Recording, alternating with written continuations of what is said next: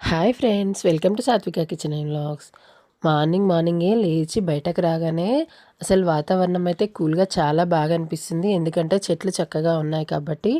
నేను బయటకు రాగానే బయట అయితే నాకు ఈ పువ్వులు అనేటివి కనిపించావి. ఇవి వచ్చేసి పారిజాతం పూలు. నేను ఒక 2 ఇయర్స్ కంప్లీట్ అయ్యింది ఈ చెట్టు అయితే పెట్టేసి. ఈ విధంగా రోజు మార్నింగ్ లేవగానే ఈ బీస్మిట్ పైన మొత్తం ఈ విధంగా చాపలాగా పరిచినట్టుగా ఫ్లవర్స్ అన్నీ కింద పడి ఉంటాయి. మామూలుగా అయితే ఈ చెట్లు ఎక్కువగా ఉండయి, చాలా రేర్గా మనకి కనబడుతూ ఉంటాయి. కానీ నాకు చాలా ఇష్టంగా ఈ చెట్టునైతే తీసుకొచ్చాను. ఎందుకంటే దేవుడికి పూలు పెట్టడానికైతే బాగుంటుందని చెప్పేసి, శివుడికైతే ఈ పువ్వులు చాలా ఇష్టం అని చెప్పేసి స్పెషల్గా కొనుక్కొని తెచ్చుకున్నాను.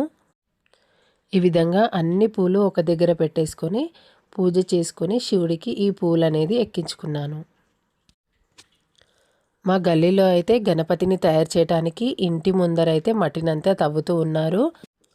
స్కూల్లో అయితే పిల్లలకి వినాయకుని విగ్రహం మట్టితో తయారు చేసుకొని రమ్మనైతే చెప్పారట. అందుకోసమైతే పిల్లలు మట్టినంతా తవ్వి చాలా చక్కగా పిసికేసి ఈ విధంగా వినాయకుడిని అయితే చాలా చక్కగా బుజ్జి బుజ్జి వినాయకుడిని అయితే తయారు చేశారు. దానికి జంజం కూడా వేశారు. కళ్ళు, ముక్కు, తొండము, బొట్టు చాలా చక్కగా అందంగా అలంకరించి రెడీ చేశారు.